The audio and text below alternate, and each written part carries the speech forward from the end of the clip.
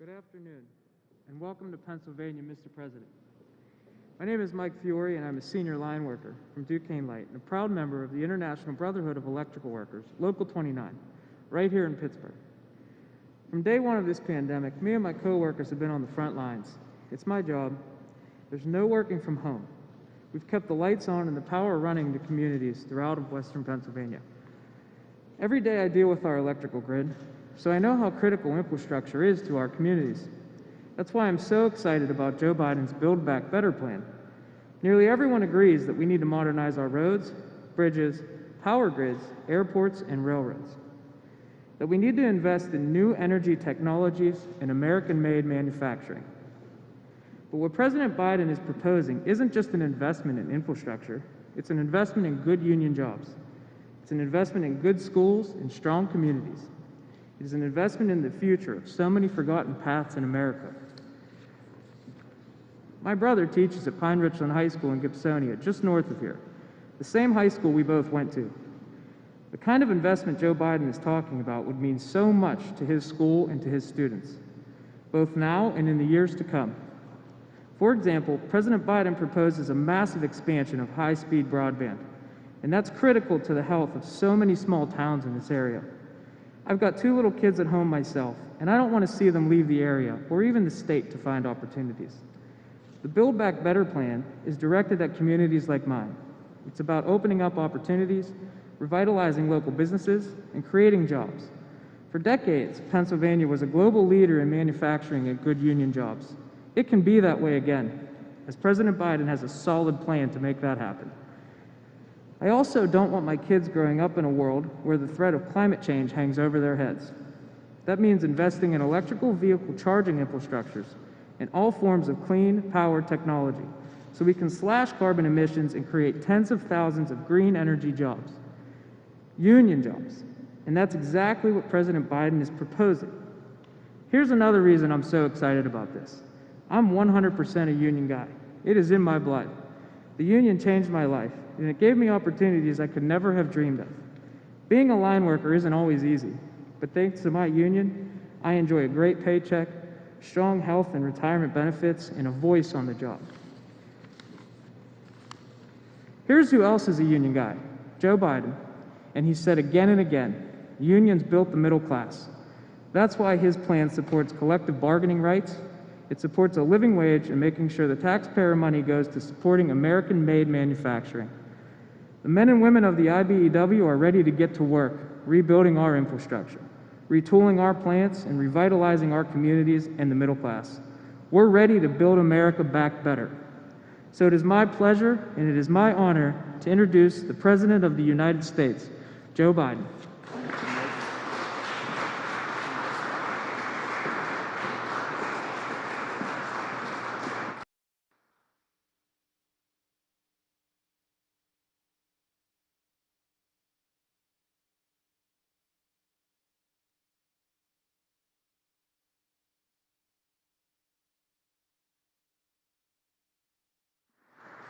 Thank you. Gov, Mike asked me, and say to Bobby, my good friend, he asked me back there, he said, "Do you ever get nervous?" And he said, because I got up this morning and made breakfast for my kids, so I got to introduce the president. And what I say to you, Mike, you did a heck of a job, but I'd get nervous if I had to get up in the middle of the night, climb up a telephone pole, replace in the middle of a storm a connection that knocked out everybody's electricity, put a transformer in. That's what would make me nervous. So what you did was really good. I couldn't do what you do, pal. I couldn't do what you do. And I want to, and it's true, Mike, you're a union guy. Me too. I got in trouble, but I don't make any apologies for it. I'm a union guy. I support unions. Unions built the middle class. It's about time they start to get a piece of the action. To all my colleagues, from the county executive to the mayor, to everyone that's here, I want to say thank you. Thank you, Congressman, for the passport in your district, and I appreciate being here. I'm honored to be with you. 2 years ago, I began my campaign here in Pittsburgh, saying I was running to rebuild the backbone of America. And today, I return as your president to lay out the vision of how I believe we do that, rebuild the backbone of America. It's a vision not seen through the eyes of Wall Street or Washington, but through the eyes of hardworking people, like the people I grew up with. People like Mike and his union family, union workers in his Carpenters Training Center. People like the folks I grew up with in Scranton and Claymont, Delaware. People who get up every day, work hard, raise their family, pay their taxes, serve their country, and volunteer for their communities, and just looking for a little bit of breathing room, just a little bit of light. Ordinary Americans doing extraordinary things. People who break their necks every day for their families and the country they love.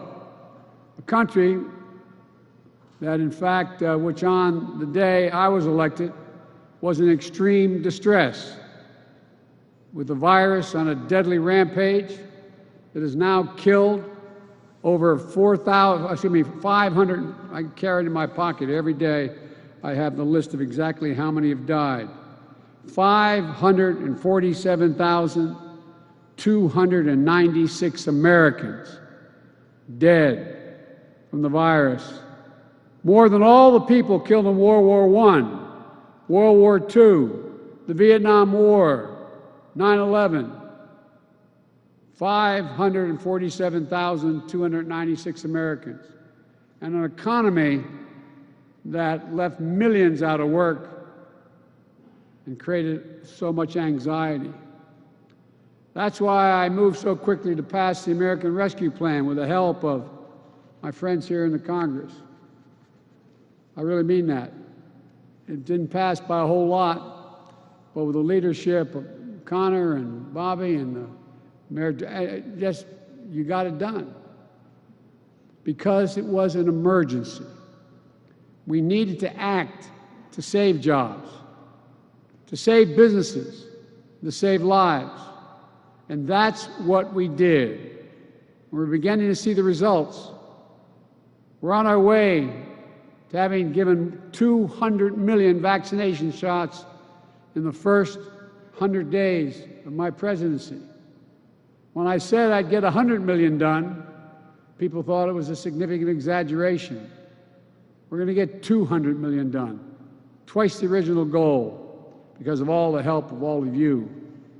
Leading economists are now predicting our economy will grow 6% this year. That's a rate we haven't seen in years and years. We can cut child poverty in half this year.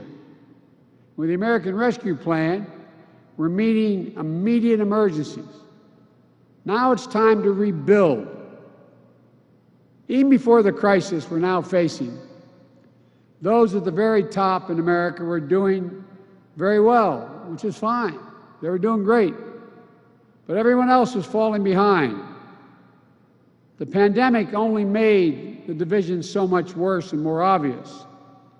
Millions of Americans lost their jobs last year, while the wealthiest 1% of Americans saw their net worth increase by $4 trillion. Just goes to show you how distorted and unfair our economy has become. It wasn't always this way. Well, it's time to change that. I note parenthetically that I got criticized for giving tax breaks to middle class and poor folks this last time. I didn't hear that cry, you and cry, when we were doing the same thing. When Trump's tax bill passed, 83% of the money went to the top 1%. You know, this is not to target those who've made it, not to seek retribution. This is about opening opportunities for everybody else. And here's the truth. We all will do better when we all do well. It's time to build our economy from the bottom up and from the middle out, not the top down. That hadn't worked very well. For the economy overall, it hadn't worked. Because Wall Street didn't build this country. You, great middle class, built this country. And unions built the middle class. And it's time, and this time, when we rebuild the middle class, we're going to bring everybody along. Regardless of your background, your color, your religion, no matter, everybody gets to come along. So today, I'm proposing a plan for the nation that rewards work, not just rewards wealth. It builds a fair economy that gives everybody a chance to succeed. And it's going to create the strongest, most resilient, innovative economy in the world. It's not a plan that tinkers around the edges. It's a once-in-a-generation investment in America, unlike anything we've seen or done since we built the interstate highway system and the space race decades ago. In fact, it's the largest American jobs investment since World War II. It will create millions of jobs, good-paying jobs. It will grow the economy, make us more competitive around the world, promote our national security interests, and put us in a position to win the global competition with China in the upcoming years. It's big, yes. It's bold, yes. And we can get it done. It has two parts: the American Jobs Plan and the American Families Plan. Both are essential to our economic future. In a few weeks, I'll talk about the Americans' Family Plan, but today, I want to talk about the Americans' Jobs Plan. I'll begin with the heart of the plan. It modernizes transportation infrastructure, our roads, our bridges, our airports. I just left your airport. The director of the airport said we're about to renovate the airport. Is that right, Mr. County Executive? We're going to innovate. We're going to employ thousands of people. And she looked at me and said, I can't thank you enough for this plan. It grows the economy in key ways. It puts people to work to repair and upgrade that we badly need. It makes it easier and more efficient to move goods, to get to work, and to make us more competitive around the world. Some of you local officials know when someone wants to come in the area and a company wants to invest, what do they ask? Where's the first rail bed? How can I get to the railroad? What access to the interstate do I have? What's the water like? Tell me about it. It goes on and on. It's about infrastructure. The American Jobs Plan will modernize 20,000 miles of highways, roads, and main streets that are in difficult shape right now. It'll fix the nation's 10 most economically significant bridges in America that require replacement. Remember that bridge that went down? We got 10 most economically significant bridges with more commerce going across it that need to be replaced. We'll also repair 10,000 bridges, desperately needed upgrades to unclog traffic, keep people safe, and connect our cities, towns, and tribes across the country. The American Jobs Plan will build new rail corridors and transit lines, easing congestion, cutting pollution, slashing commute times, and opening up investment in communities that become connected to the cities and cities to the outskirts, where a lot of jobs are these days. It'll reduce the bottlenecks of commerce at our ports and our airports. The American Jobs Plan will lead to a transformational progress in our effort to tackle climate change with American jobs and American ingenuity, protect our community from billions of dollars of damage from historic superstorms, floods, wildfires, droughts, year after year, by making our infrastructure more secure and resilient and seizing incredible opportunities for American workers and American farmers in a clean energy future.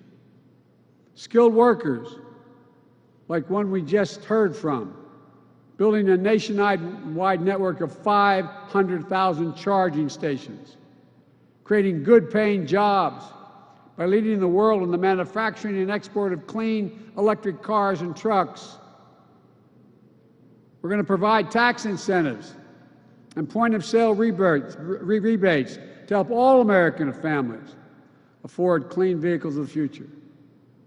The federal government owns an enormous fleet of vehicles, which are going to be transitioned to clean electric vehicles and hydrogen vehicles right here in the United States of America by American workers with American products.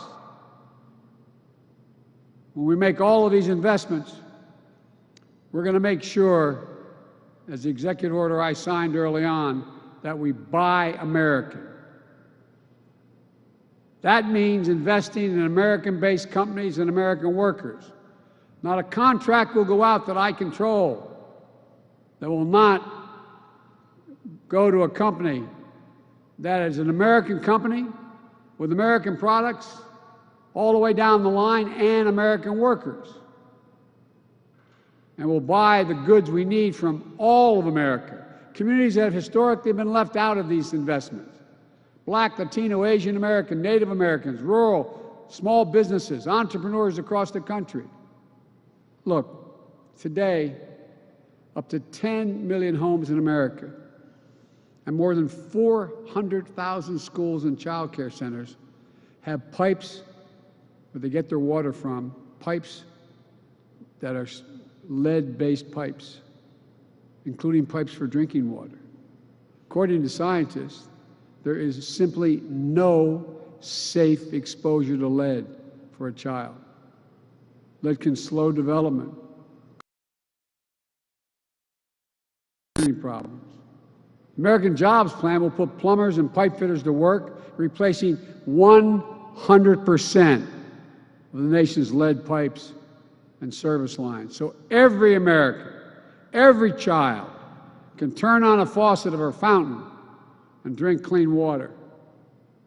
With each $5,000 investment, replacing a line that can mean up to $22,000 in health care costs saved. Chance to protect our children, help them learn and thrive. We can't delay. We can't delay another minute. It's long past due. You know, in America, where the early interest was in internet, this thing called the internet that we invested, we invented the early internet. It was invented here. Millions of Americans, though, lack access to reliable high-speed internet, including more than 35% of rural America. It's a disparity even more pronounced during this pandemic. American Jobs will make sure every single American has access to high-quality, affordable, high-speed internet for businesses, for schools. And when I say affordable, I mean it. Americans pay too much for internet service. We're going to drive down the price for families who have service now and make it easier for families who don't have affordable service to be able to get it now. As we saw in Texas and elsewhere, our electrical power and power grids are vulnerable to storms, catastrophic failures, and security lapses, with tragic results. My American Jobs Plan will put hundreds of thousands of people to work, line workers, electricians, and laborers, laying thousands of miles of transmission line, building a modern, resilient, and fully clean grid, and capping hundreds of thousands of literally orphan oil and gas wells that need to be cleaned up because they're abandoned, paying the same exact rate that a union man or woman would get having dug that well in the first place. We'll build, upgrade, and weatherize affordable, energy-efficient housing, commercial buildings for millions of Americans. Even before the pandemic, millions of working families faced enormous financial and personal strain trying to raise their kids and care for their parents at the same time, the so-called sandwich generation, or family members with disability. You got a child at home, you can't stay home from work to take care of that child unless you lose, the child's at risk, or you lose your job, or you have an elderly parent you're taking care of. And seniors and people with disabilities living independently feel that strain as well, but we know if they can remain independently living, they live longer. American Jobs Plan is going to help in big ways. It's going to extend access to quality, affordable home community-based care. Think of expanded vital services like programs for seniors. Or think of home care workers going into homes of seniors and people with disabilities, cooking meals, helping them get around their homes, and helping them be able to live more independently. For too long, caregivers who are disproportionately women and women of color and immigrants. The American Families Plan changes that with better wages, benefits, and opportunities for millions of people who will be able to get to work in an economy that works for them. You know, decades ago, the United States government used to spend 2% of its GDP, its gross domestic product, on research and development. Today, we spend less than 1%. I think it's 0.7%. Here's why that matters. We're one of only a few major economies in the world whose public investment in research and development as a share of GDP has declined constantly over the last 25 years. And we've fallen back. The rest of the world is closing in and closing in fast. We can't allow this to continue. American Jobs Plan is the biggest increase in our federal non-defense research and development spending on record. It's going to boost America's innovative edge in markets where global leadership is up for grabs. Markets like battery technology, biotechnology, computer chips, clean energy, the competition with China in particular. Critics say we shouldn't spend this money. They ask, what do we get out of it? Well, they said the same thing when we first flew into space for the first time. They said the same thing. Well, pushing the frontiers led to big benefits back home. When NASA created Apollo's digital flight control system, unheard of at the time, it led to technologies that help us today to drive our cars and fly our planes. When NASA invented ways to keep food safe for the astronauts, it led to programs that have been used for decades to keep food safe in supermarkets. At least 2,000 products and services have been developed and commercialized as a result of American space exploration.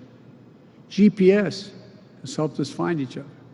Computer chips allow us to see and talk to one another, even separated by mountains and oceans, singing happy birthday and watching the first steps of that new baby grandchild, comforting each other when comfort is needed.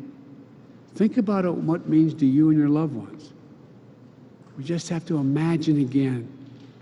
I had a long discussion with Xi Jinping, the leader of China, and he called to congratulate me. We spent 2 hours on the phone. And he said, and I was astonished, my national security team and the China experts who were on the line, he said, you've always said, Mr. President, that you can define America in one word, possibilities. That's who we are.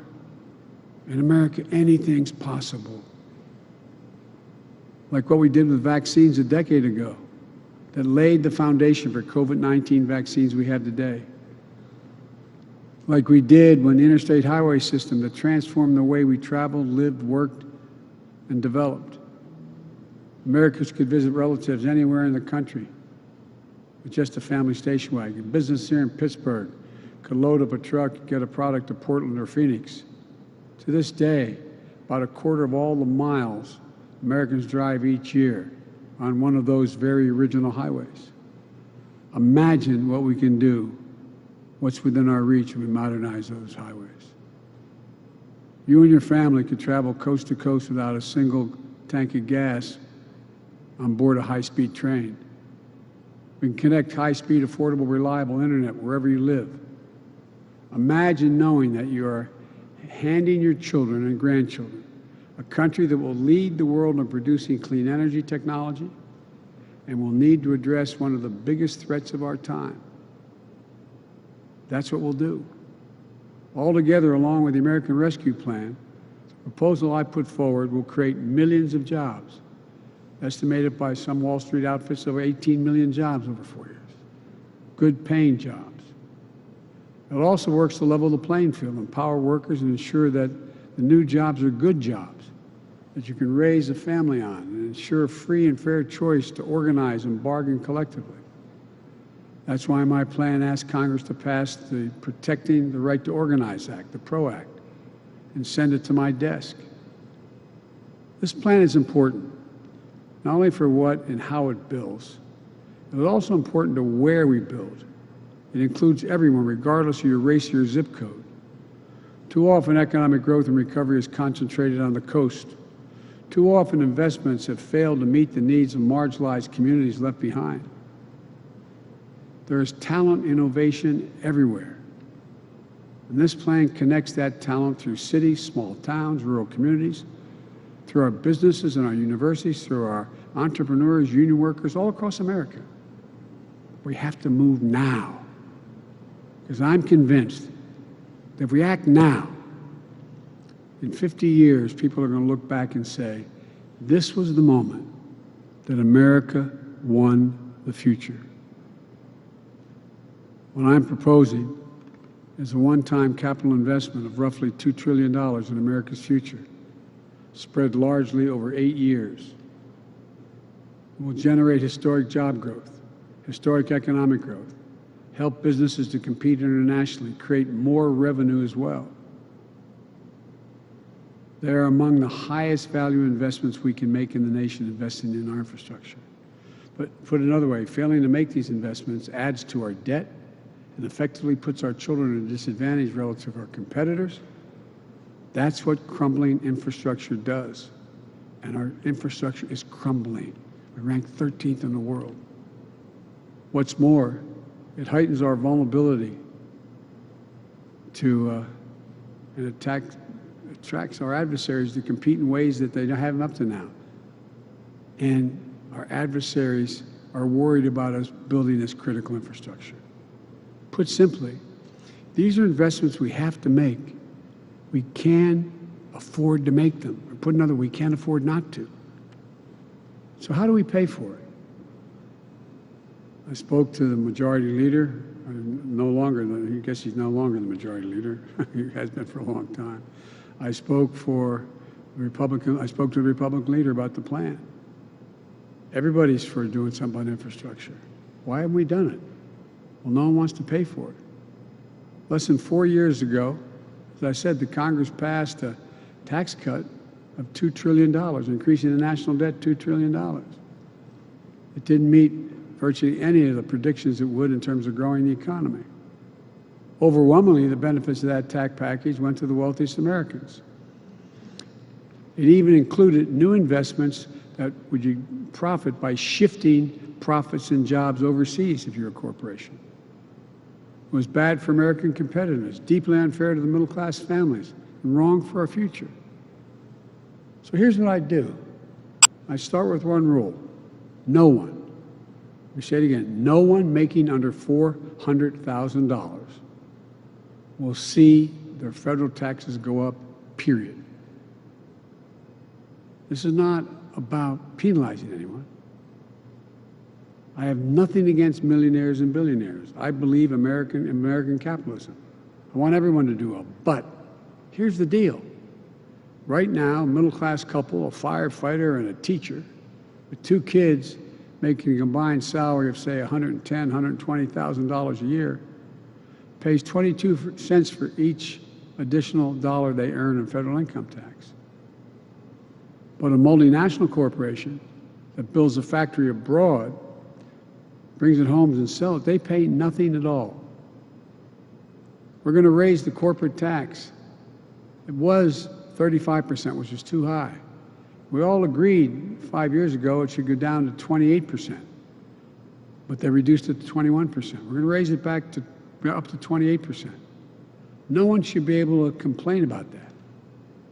It's still lower than what that rate was between World War II and 2017. Just doing that one thing will generate $1 trillion in additional revenue over 15 years. In 2019, an independent analysis found that there are 91, let me say it again, 91 Fortune 500 companies, biggest companies in the world, including Amazon, that use various loopholes so they pay not a single solitary penny in federal income tax. I don't want to punish them. That's just wrong. That's just wrong. A farmer and a teacher paying 22%. Amazon and 90 other major corporations paying 0 in federal taxes. I'm going to put an end to that. Here's how we'll do it.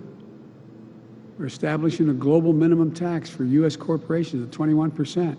We're going to level the international playing field. That alone will raise $1 trillion over 15 years. We'll also eliminate deductions by corporations for offshoring jobs and shifting assets overseas. You do that, you pay a penalty. You don't get a reward, in my plan. And use the savings from that to give companies tax credits to locate manufacturing here and manufacturing and production here in the United States. And we'll significantly ramp up the IRS enforcement against corporations who either fail to report their incomes or underreport. It's estimated that could raise hundreds of billions of dollars. All this adds up to more than what I proposed to spend in just 15 years.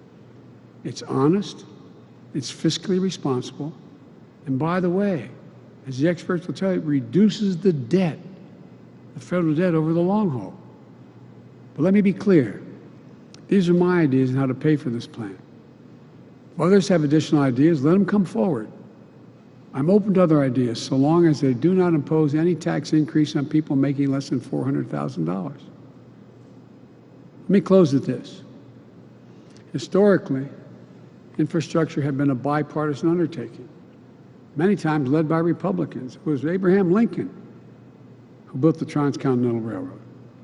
Dwight Eisenhower, Republican, the interstate highway system. I could go on. And I don't think you'll find a Republican today in the House or Senate, maybe I'm wrong, gentlemen, who doesn't think we have to improve our infrastructure. They know China and other countries are eating our lunch.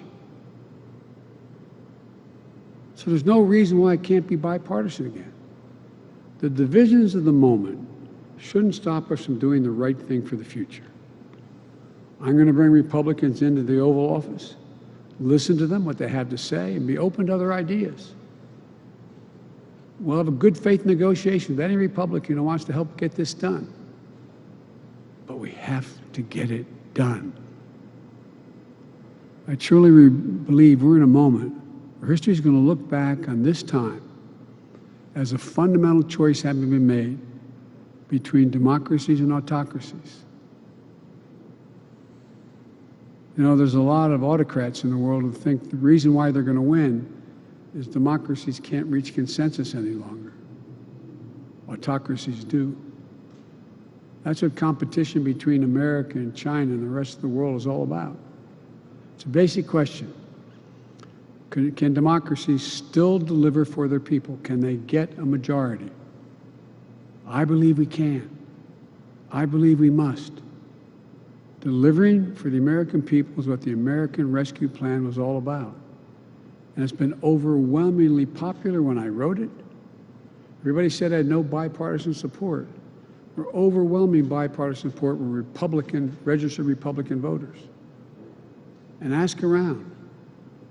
If you live in a town with a Republican mayor, a Republican county executive, or a Republican governor, ask them how many would rather get rid of the plan. Ask them if it helped them at all. It's what the American Job Plan is about. The new one I'm proposing. I hope Republicans in Congress will join this effort. I hope and I believe a number of businesses will join this effort. And I hope and believe the American people will join this effort. Democrats, Republicans, and Independents, we can do this. We have to do this. We will do this. We just have to remember, this is the United States of America. And I've said it 1,000 times. There's nothing beyond our capacity if we act together. So it's time to move together. Thank you, and I hope I get to come back to see you folks after this plan is passed And the question is, you have to attract even more apprentices, more people, because we're building so much. God bless you all, and may God protect our troops. Thank you.